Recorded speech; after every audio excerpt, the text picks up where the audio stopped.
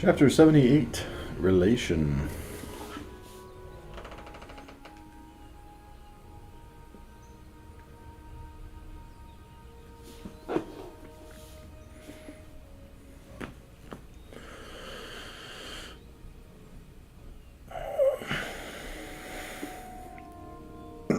Like quantity and quality, relation is generally recognized as a basic term or category, but its meaning, like theirs, cannot be defined.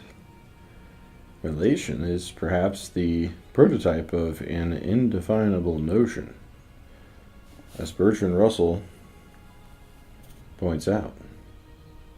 It seems to be impossible to make any statement of what relation is without using the notion of relation in doing so. Any term which is essentially relative seems also to be incapable of definition.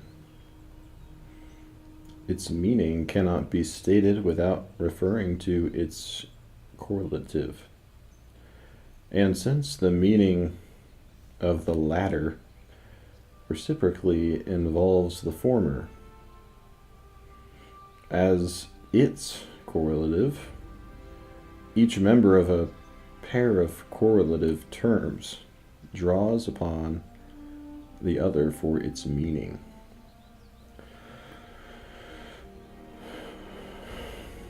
A part is a part of a whole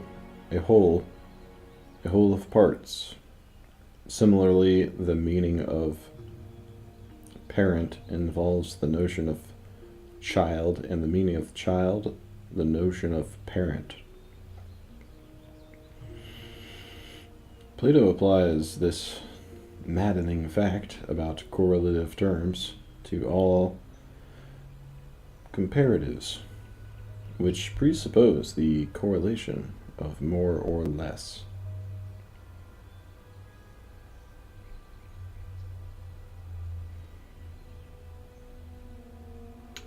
Comparatives such as the hotter and the colder, he writes, are to be ranked in the class of the infinite. They cannot be measured or defined. Terms like much and little, great and small, look like quantities. But according to Aristotle, they are not quantities, but relatives, for things are not great or small absolutely. They are so called rather as the result of an act of comparison. Concerning quantities and qualities, the ancients ask how they exist. The alternatives seem to be either that they exist in and of themselves, or that they exist as the attributes of substances, such as stones and trees. But with regard to relations, the question seems to be whether they exist rather than how they exist. The supposition that a relation cannot exist apart from the terms it relates may be thought to imply that the relation does exist when the term it relates exists. The terms it relates exist. The ancients, however, do not appear to regard the relation as something having a reality distinguishable from the reality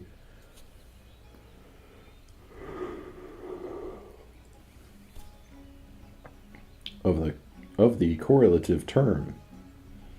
It seems to be significant that both Plato and Aristotle discuss relative terms rather than relations as such. For the most part, they signify relations by using a pair of words which name things standing in a certain relation to one another. Thus, in the categories, Aristotle refers to double and half, master and slave, greater and less, or knowledge and object known, as examples of correlative terms. All relatives, he says, have a correlative. Sometimes it is necessary to find the precise word, or even to invent the right word. For in order to indicate that a given term is relative, its correlative must be appropriately named. Concubine, says Locke, is no doubt a relative name, as well as wife. But in language, where this and like words have not a correlative term, their people are not so apt to take them to be so, as wanting that evident mark of relations which is between correlatives which seem to explain one another, and not to be able to exist but together.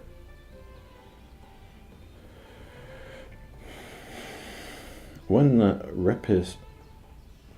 reciprocity of correlation does not appear to exist, Aristotle suggests that it may be the result of our failure to use words carefully.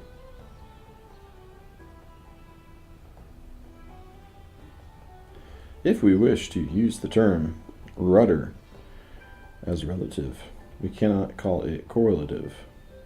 Its correlative a boat, for there are boats which have no rudders. Since there is no existing word, it would be more accurate, Aristotle thinks, if we coined some word like ruddered to name the correlative of rudder. Similarly, in the case of slave, a relative term, its correlative is not man,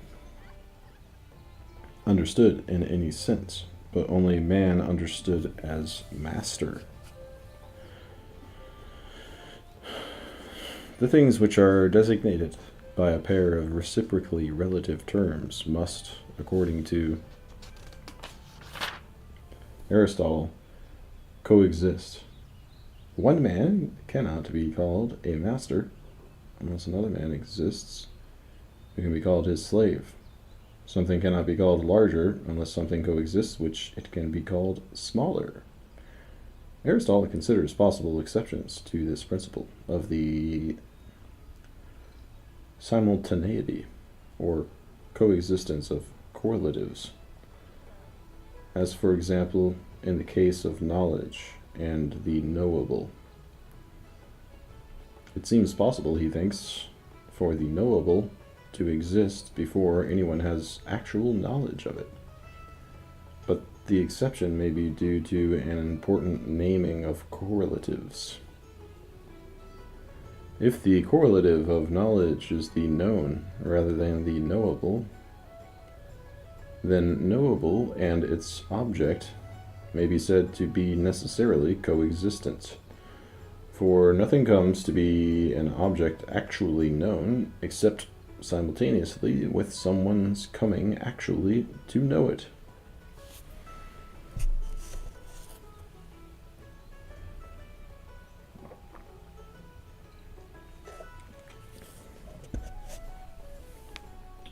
The coexistence of things which are correlative to one another still leaves a question concerning the existence of the relation between them. When conceived as an attribute, a quality or a quantity can be said to exist in the thing it somehow modifies. In the language of Aristotle, such accidents inhere in substances. and accordingly have reality as long as the substance in which they adhere exists. But a relation does not seem to adhere in a substance. It cannot be the attribute of a single thing. It somehow lies between two things, adhering in neither. For if it belonged to either one alone, it could have some reality if that one existed and the other did not. The question, therefore, is whether relations really exist at all, or are only in the mind of him who compares things, or considers them relative to one another.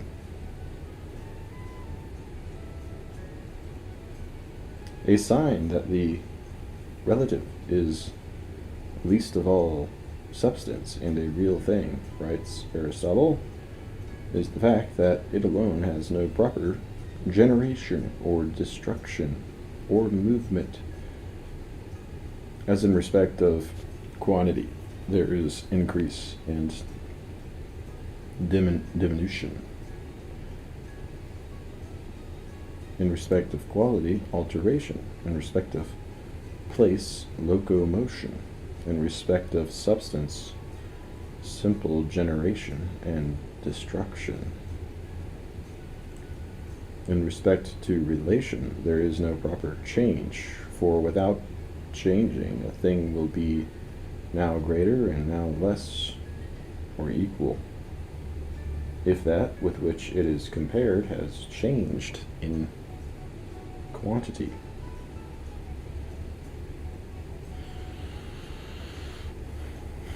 Plotinus also questions the reality of relations. His relation, for example, that of rights and left, double and half, has relation, for example, that of right and left, double and half, any actuality. What can be the meaning of correlatives apart from our conception of their juxtaposition? Greater may refer to very different magnitudes, different to all sorts of objects. The comparison is ours, it does not lie in the things themselves. In the case of certain space and time relations, he maintains that right and left are in our conception, nothing of them in the things themselves. Before and after are merely two things. The relation is again of our making. Yet Platonist seems unwilling to say that we do not mean anything by relation, but are victims of words, or that none of the relations mentioned can exist. Recognizing what he calls the elusive character of relation, he is willing to affirm the reality of relations, when the actuality of the relationships is derived from no other source than relation itself. He thinks that one quantity may be the double of another, quite apart from our speech or thought.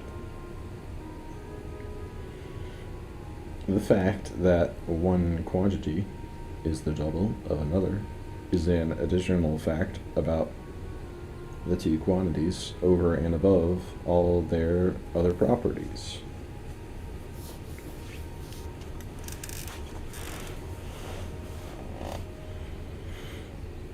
In all the conditions in which we assert relation, Plotinus declares, the mutual relation exists over and above the objects we perceive it as already existent. Our knowledge is directed upon a thing, there to be known, a clear testimony to the reality of relation.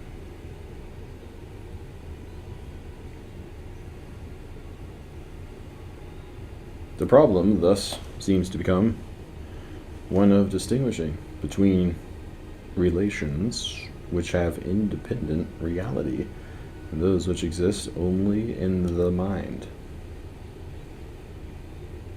Some have said that relation is not a reality but only an idea. But this, Aquinas declares, is plainly seen to be false from the very fact that things themselves have a mutual order and relation. Not all relations are real, however. Relations which result in the things understood from the operation of the intellect alone are logical relations only, inasmuch as reason observes them as existing between two understood things. For example, the relation of a thing to itself is not a real relation. For reason, by apprehending one thing twice, regards it as two, and thus it apprehends a certain relation of a thing to itself. The same is true of those relations that follow upon an act of reason, as genus and species and the like.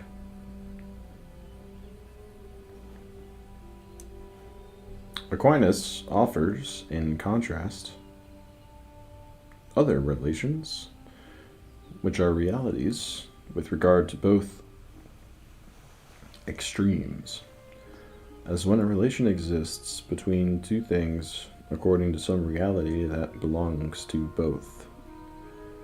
This is clear of all relations consequent upon quantity, great and small, double and half, and the like, for there is quantity in both extremes. This distinction between real and logical relations seems to be qualified by the intermediate case of a relation which is partly logical and partly real. For according to Aquinas, sometimes a relation in one extreme may be a reality, while in the other extreme it is only an idea. This happens whenever the two extremes are not of one order. Since God is outside the whole order of creation, and all creatures are ordered to him, and not conversely, it is manifest that creatures are really related to God himself, whereas in God there is no relation to creatures, but a relation only in idea, inasmuch as creatures are related to him.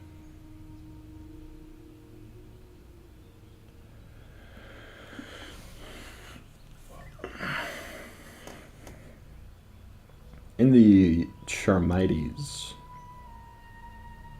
Socrates raises some doubts about the admissibility of reflexive relations, or the relations of things to themselves. Others have questioned the partly real and partly logical relation according to which one thing is related to another, but the second is not related to the first.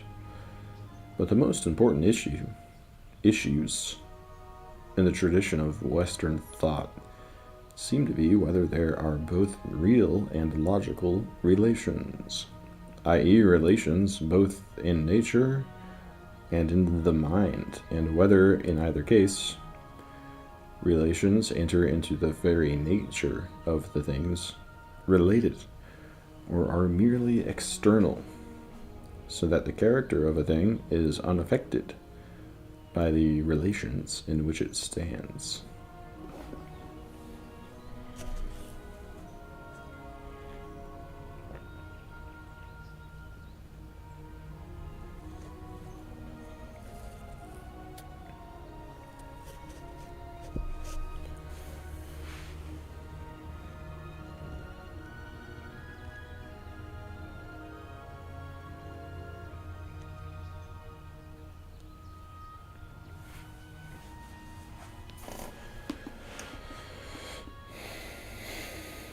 As indicated in the chapters on judgment, reasoning, and logic, relation tends to displace predication in certain typically modern theories of the proposition and of inference.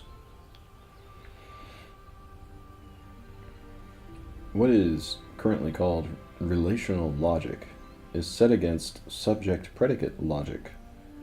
Relations themselves, without regard to the character of the terms related, become the primary object of logical analysis. It is said, for example, that the proposition John hit James has the form A-R-B, or R-A-B,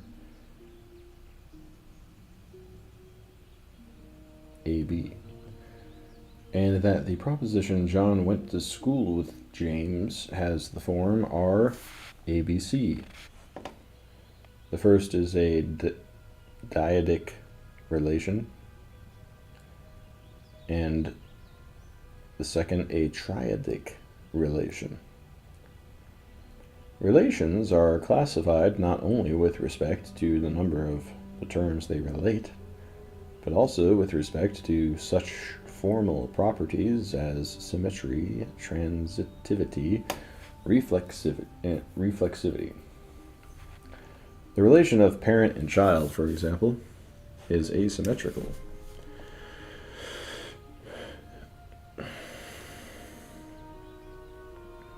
It cannot be said, if A is the parent of B, that B is also the parent of A, whereas the relation of brotherhood is symmetrical. Statements of symmetrical relationship are convertible. If we say that A is the brother of B, we can also say that B is the brother of A.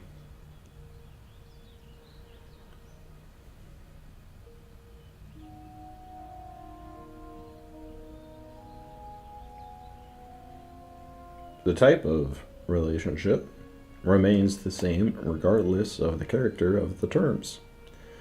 Unequal quantities are asymmetrically related, equal quantities symmetrically. To the right of is an asymmetrical spatial relation. Next to is symmetrical. In time, simultaneous with, is symmetrical, and prior to, asymmetrical. The distinction between transitive and intransitive relations similarly holds for all kinds of terms. The relation of father to son, or of standing next to in space, is intransitive. For if A is the father of B, and B is the father of C, A is not the father of C, whereas the spatial relation of standing to the right of is transitive. For if A is to the right of B, and B to the right of C, then A is to the right of C. The modern analysis of propositions as relational structures, which differ in type according to the character of the relations, not the character of the terms, has an antecedent in Locke's analysis of judgments as acts of comparison, which look to the relation between ideas rather than to the ideas themselves. Both analyses lead to a theory of inference which is based on the convertibility of symmetrical relations and on the transitivity of certain relationships and the intransitivity of others. As indicated in the chapter on reasoning, the factor of transitivity appears in William James's discussion of the principle of immediate comparison. He states this in the formula: more than more is more than less than the less. More than the more is more than the less. Then he explains that such a formula would cover all possible cases, as early is earlier than late, worse than bad is worse than good, east of east is east of west, etc., etc. Ad libitum. Symbolically, we might write it as A is less than B is less than C is less than D, and say that any number of intermediaries may be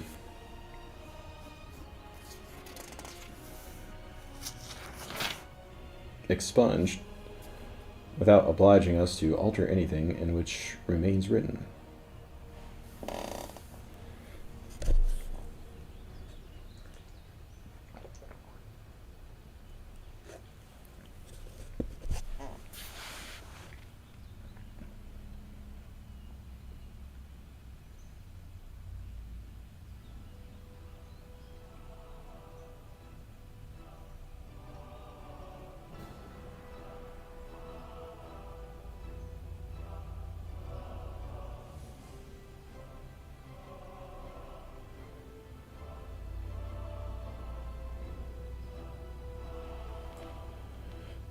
James thus formulates what he regards as the most fundamental law of thought.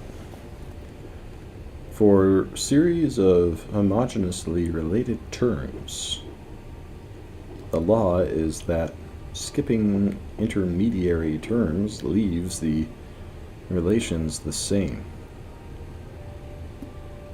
The factor of transitivity enters the picture when James distinguishes between relations which are and relations which are not transferable.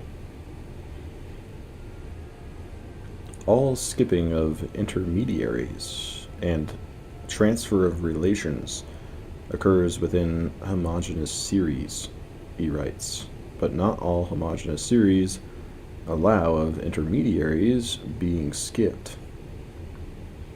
It depends on which series they are, on what relations they contain. Let it not be said that it is a mere matter of verbal association, due to the fact that language sometimes permits us to transfer the name of a relation over skipped intermediaries, and sometimes does not, as where we call men progenitors of their remote as well as of their immediate posterity, but refuse to call them fathers thereof. There are relations which are intrinsically transferable, whilst others are not.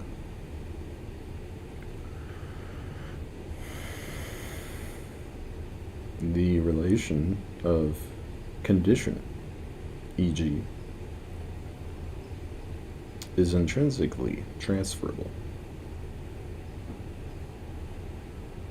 What conditions a condition conditions?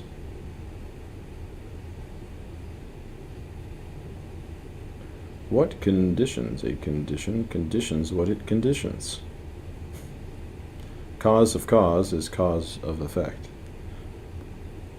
The relations of negation and frustration, on the other hand, are not transferable.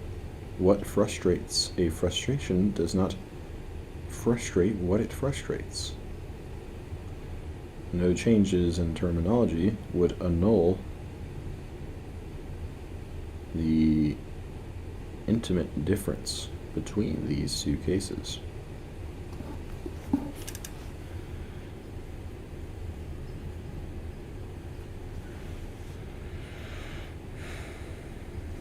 The foregoing passages from James reflect the general tenor of the theory of the calculus of relations.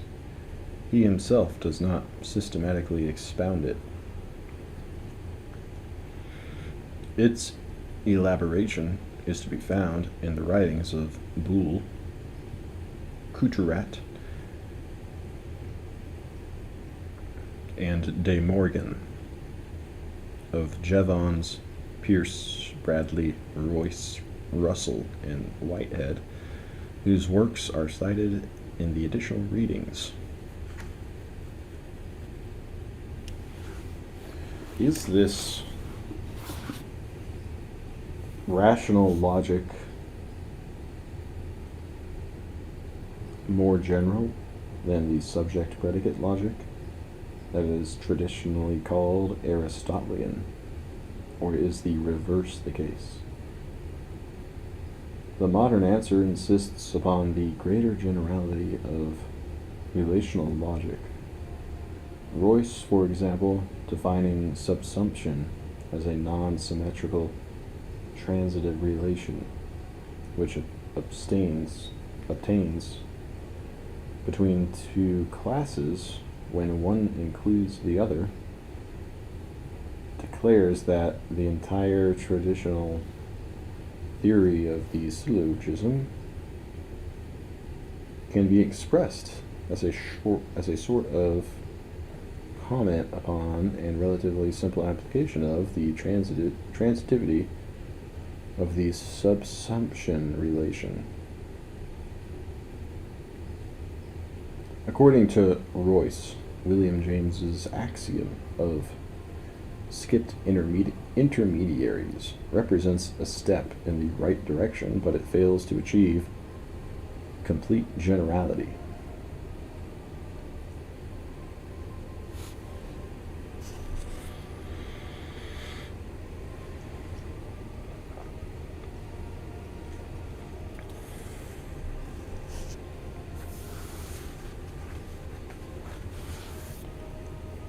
Russell disposes of the traditional theory of the proposition in the same fashion that Royce disposes of the traditional theory of the syllogism.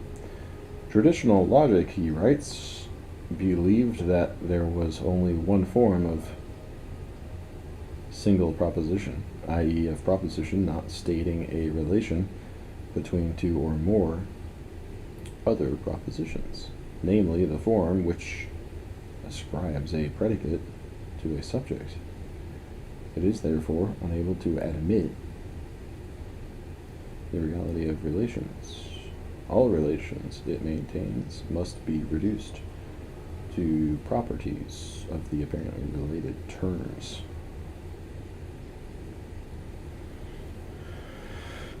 Russell insists on the contrary, that propositions stating that two things have a certain relation have a different form from subject-predicate propositions. This can be most easily seen, he thinks, in the case of asymmetrical relations. The proposition which states that A and B are related by the symmetrical relation of equality can be interpreted to mean that A and B both possess a common property. But when we come to asymmetrical relations, such as before and after, greater and less, etc., the attempt to reduce them to properties becomes, in Russell's opinion, obviously impossible. The relational theory of the proposition, therefore, includes the subject-predicate theory as a special case.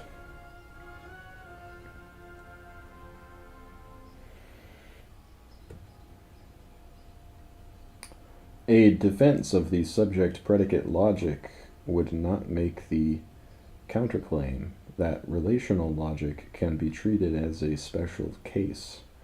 Rather, it would insist that the two logics are radically different in principle, that the one belongs to a philosophy of nature and a metaphysics in which substance is the primary concept, whereas the other belongs to the empirical sciences and to modern mathematics in which the concept of relation supplants substance. Whichever side of the controversy is taken, the undeniable difference between a relational and a subject-predicate logic represents one of the great differences between modern and ancient thought. It is not only in logic that the modern emphasis seems to be upon relations rather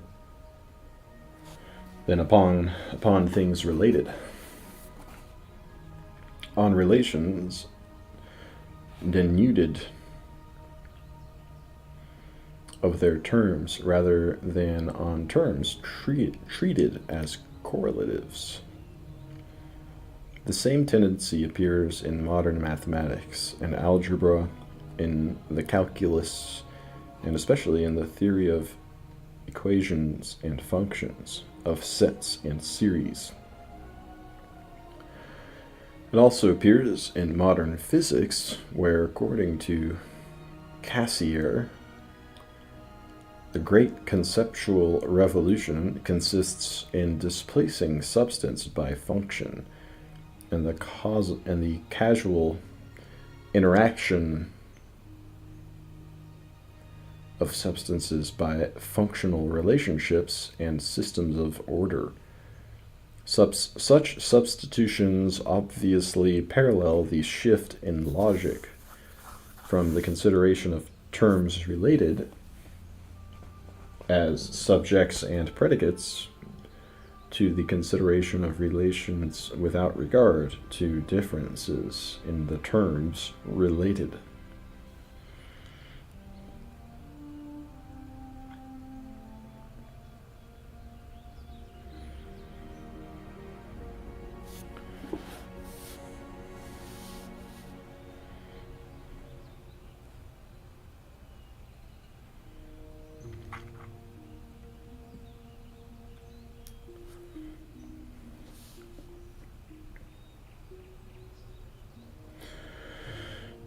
In the tradition of the great books, this conceptual revolution seems to be announced by the treatment which Hume and Kant accord to the notion of substance. Hume appears to conceive of experience as a series of events related, as he says, by only three principles of connection, namely resemblance, contiguity in time or place, and cause or effect. These relations make up the fabric of experience. So long as it consisted in such connections, our experience would be the same, whether or not there were enduring things or substances. Nature has established connections among particular ideas, Hume writes, so that no sooner does one idea occur to our thoughts than it introduces its correlative. All our knowledge of matters of fact depends upon the association of ideas, or the relations of resemblance, contiguity, and causation among the elements of experience. All other knowledge has for its object those relations between ideas which do not connect them causally or place them in a spatial or temporal order. In either case,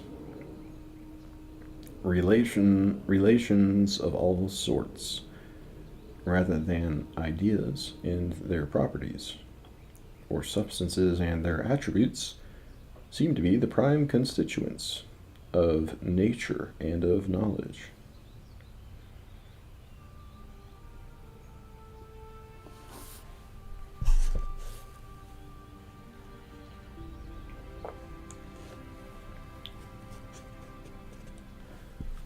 Kant presents a fourfold classification of judgments according to their quantity, quality, relation, and modality.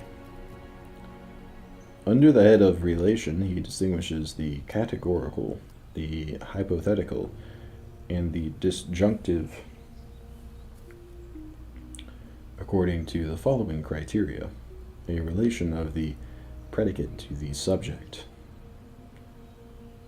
A. Relation of the predicate to the subject. B. Relation of the cause to its effect. C. Relation of subdivided knowledge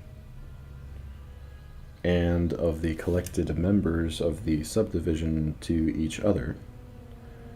These are, he writes, all the relations of thought in judgments. Pointing out that he borrows the term from Aristotle,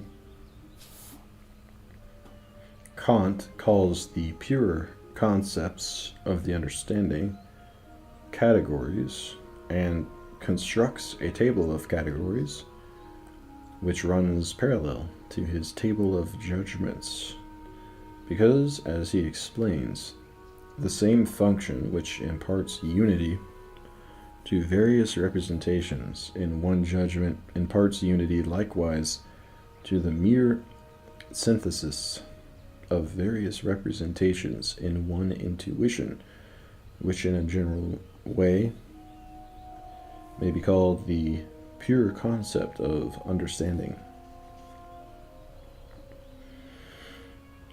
Kant's categories, in contrast to Aristotle's, afford a striking example of the shift from substance to relation.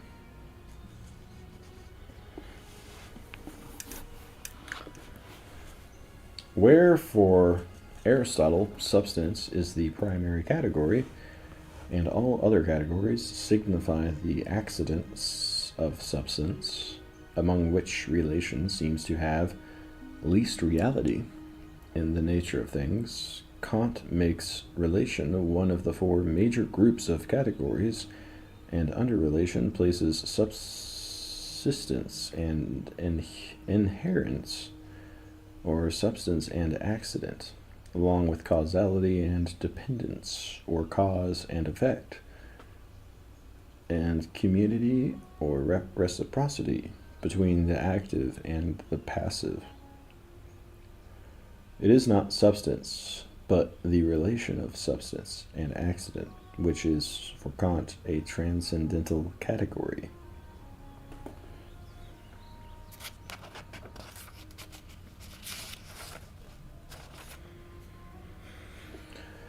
The issue concerning substance and relation takes another form in the problem whether relation exists in the very nature of things,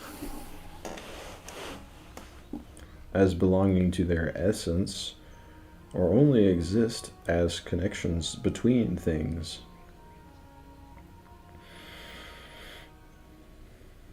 In the latter alternative, there is still the question whether relations between things are externally affixed to them or are internally inherent in them and affect the natures of the things related. According to the Christian doctrine of the Trinity, there are real relations in God, each really distinct from the others, yet each identical with the divine essence. These relations are the persons of the Trinity. The relations Aquinas calls paternity, filiation, spiration, and procession. The relation of the Father and the Son, and of the Holy Spirit to them both. Relation in God, he writes, is not as an accident in a subject, but is the divine essence itself, and so it is subsistent, for the divine essence is subsistent. Therefore, as the Godhead is God, so the divine paternity is God, the Father, who is a divine person. Therefore, a divine person signifies a relation as subsisting.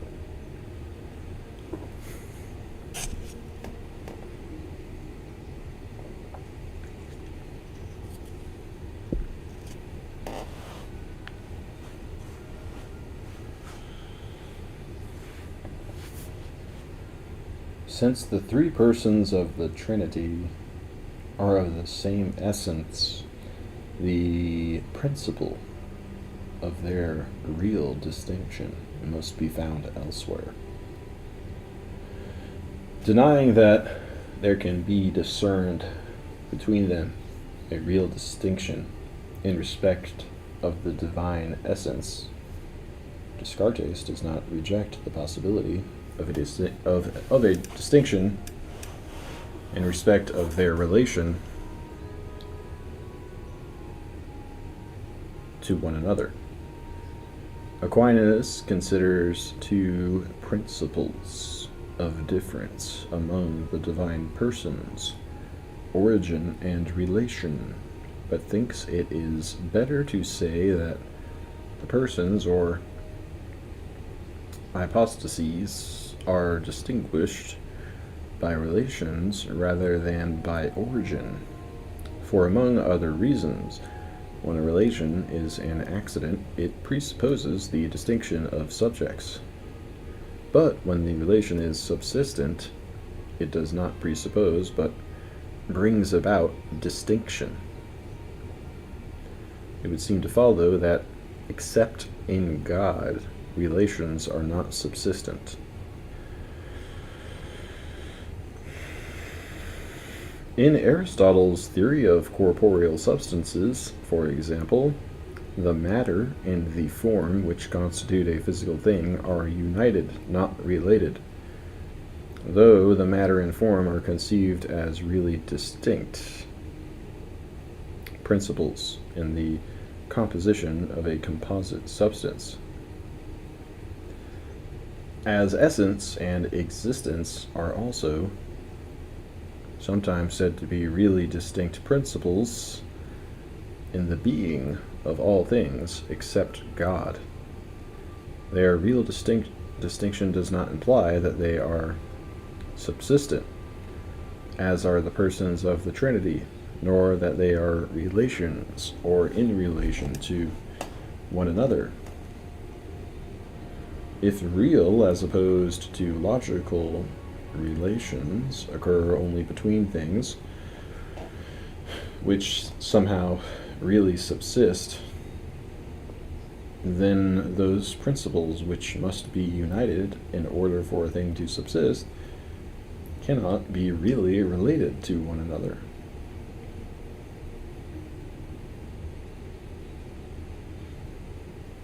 With a somewhat different analysis, Locke seems to exclude relations from the constitution of what he calls the complex idea of substance.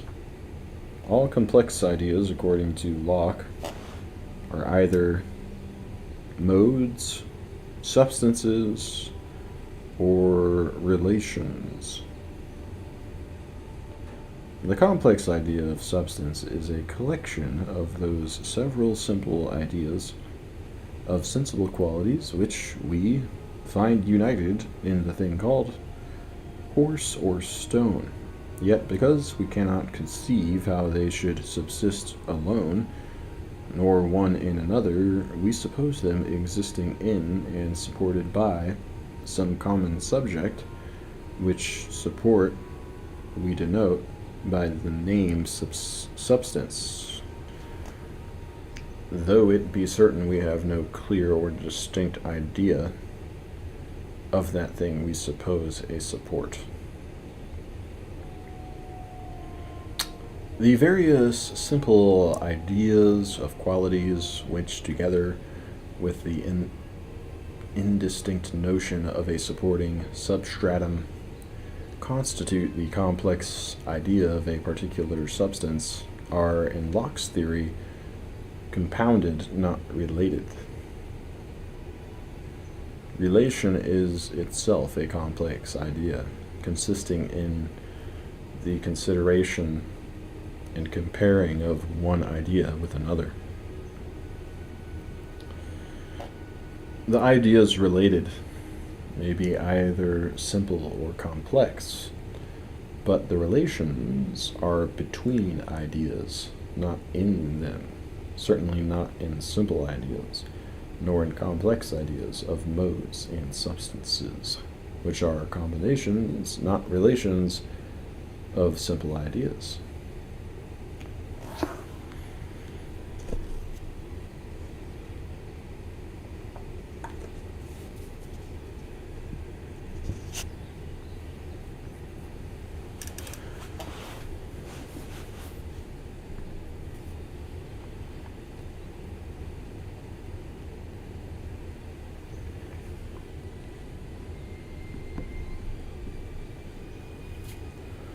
The exception is, of course, a complex idea of relation, which involves several distinct ideas, and, in addition, the idea of relation between them, which Locke says it gets from their comparison one with another. Since any idea, whether simple or complex, may be the occasion why the mind thus brings two things together, and any of our ideas may be the foundation of relation. But Locke adds, there must always be in relation two ideas or things, either in themselves really separate or considered as distinct, and then ground or occasion for their comparison.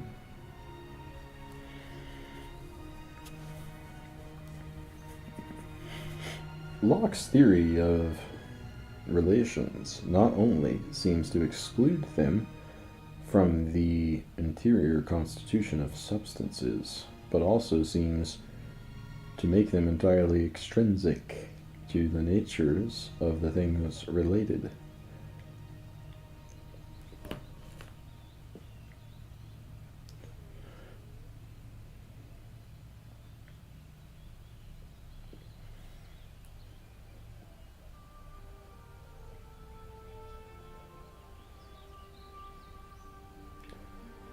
Ideas of relation, Locke says, may be the same in men who have far different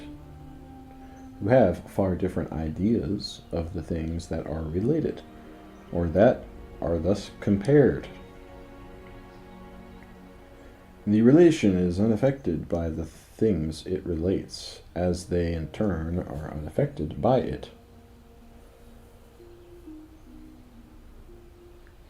For they are not contained in the real existence of things, but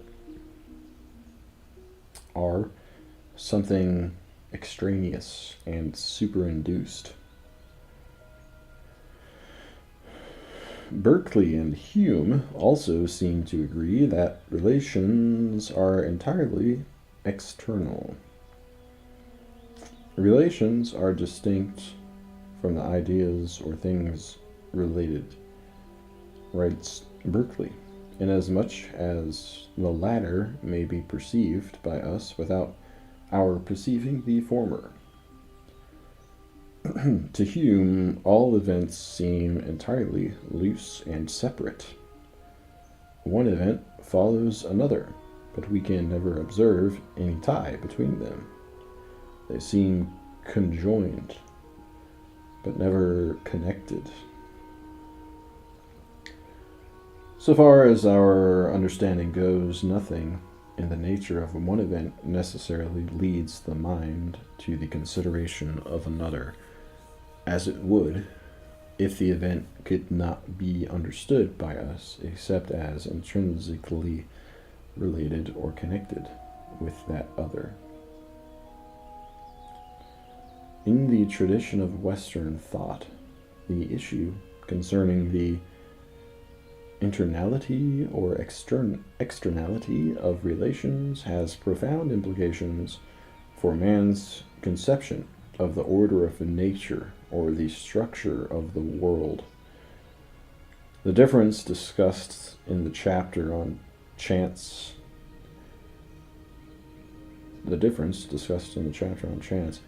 between what William James calls the block and the concatenated universe presupposes not only different views of causality, but also different positions with respect to the internality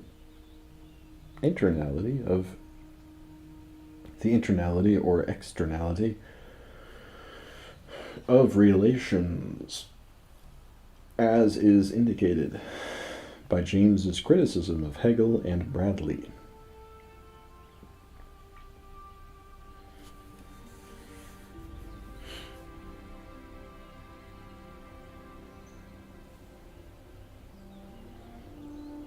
The relation of part and whole, and of one part to another, in the structure of an organic whole, seems to be the prime example of internal relationship. Each part is thought to be constituted, both in its being and nature, by the being and nature of the whole to which it belongs, and by the other parts which comprise that whole. This may be seen in Spinoza's theory of God or nature as the one and only substance, and in and through which everything else both is and is conceived. All things are locked together in a system of internal relationships. The finite parts with one another through the infinite whole, which determines each to be what it is in itself and in relation to all others.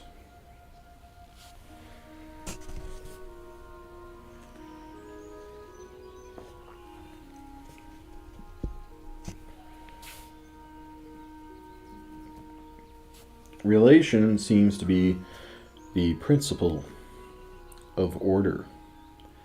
At least it can be said that the various conceptions of order which appear in the great books involve the idea of relation and of different kinds of relationship.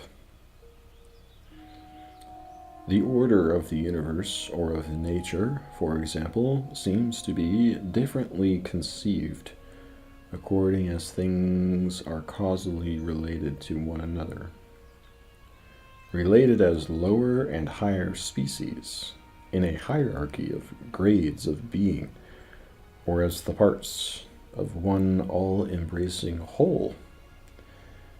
In each case, it makes a difference, as we have already observed, whether the relations involved are thought to be real or logical, and internal or external to the things related.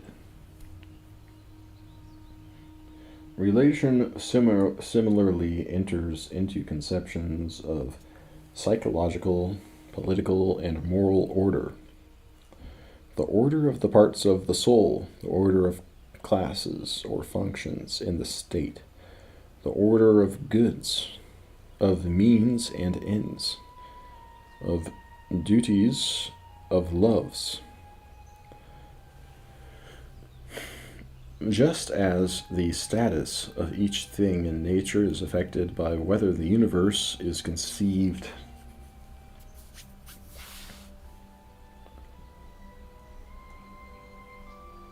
as a whole of internally related parts or as a set of externally related wholes, so the status of the individual in society is affected by whether the state is conceived as an organic whole or merely as a political order formed by the free association of individuals.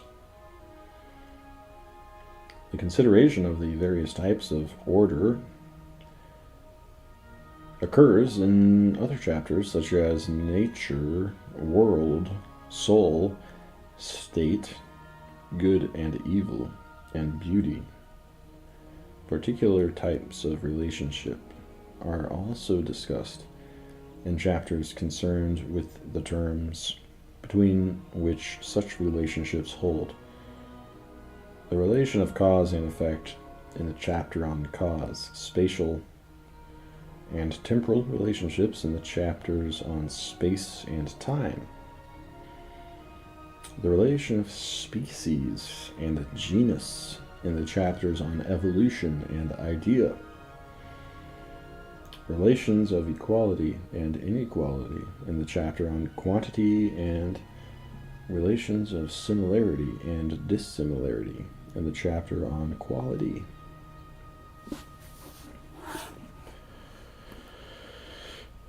This last type of relationship, more broadly conceived as including not merely likeness in quality, but the sameness or similitude of things in every sort of respect, is the main consideration of the chapter on same and other. The theory of analogy is discussed there also, for though it is concerned with relation, a proportion being a ratio of ratios, the specific relationship by which relations are themselves related in analogies or proportions seems to be one of similitude, either identity or similarity.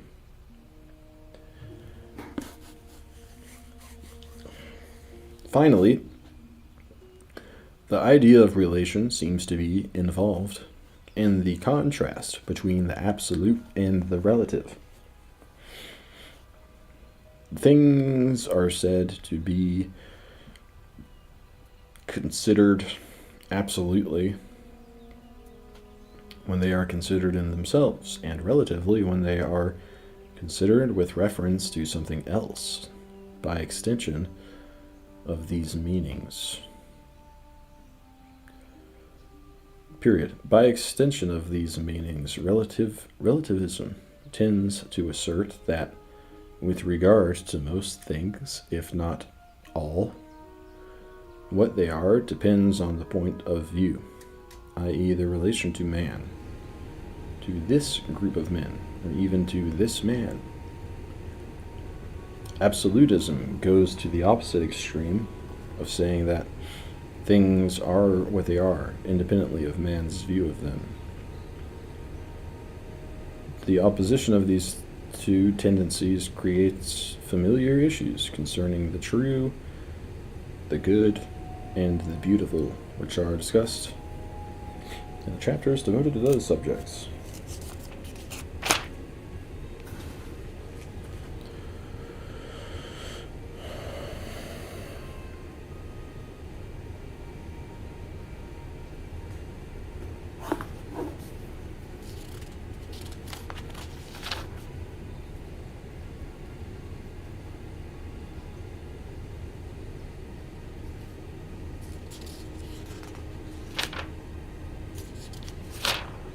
I wonder if he felt like he did a good job of quantifying and defining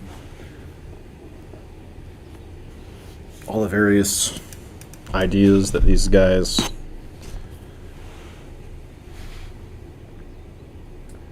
have touched on over and over,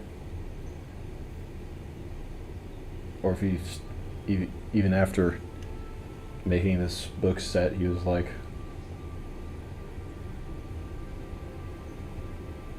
still felt like he had more work to do on the topic. Like maybe some concepts eluded him, or if he felt like he actually covered everything comprehensively.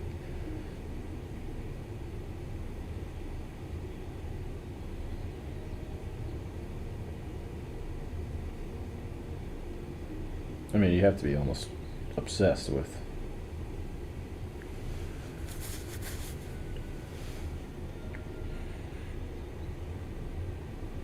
literature to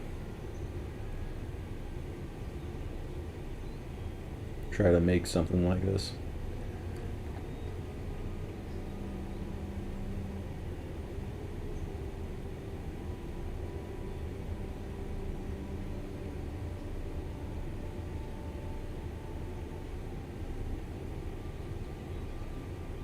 Definitely shines a lot of light on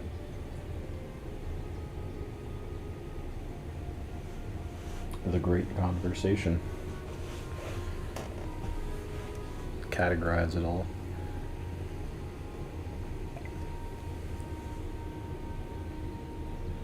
I wonder if the second edition had any updated references. Like, oh hey, this guy talks about this idea here. We missed that.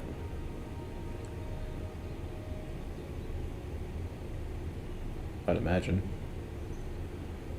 They just nailed it perfectly the first time.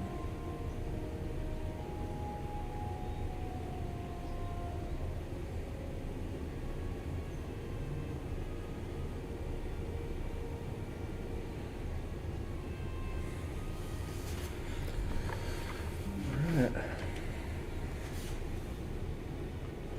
Making progress. Oh, I forgot to update the title. Shit. Dang it.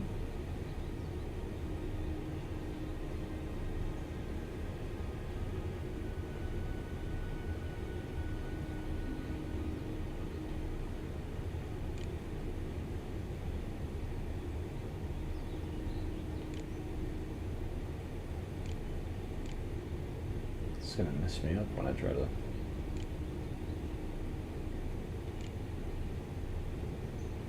name this on the playlist.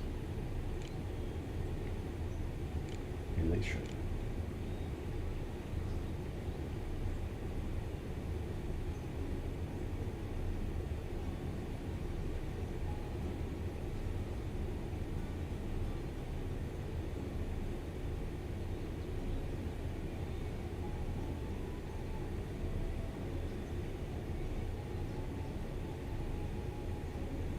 Gotta fix this green screen. This looks okay. Just a bit of gray area underneath the table.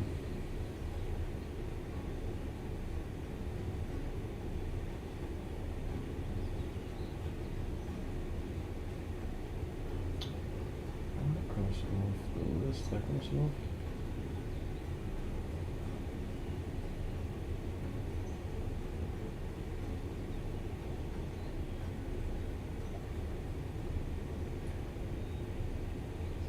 Better at using this mouse.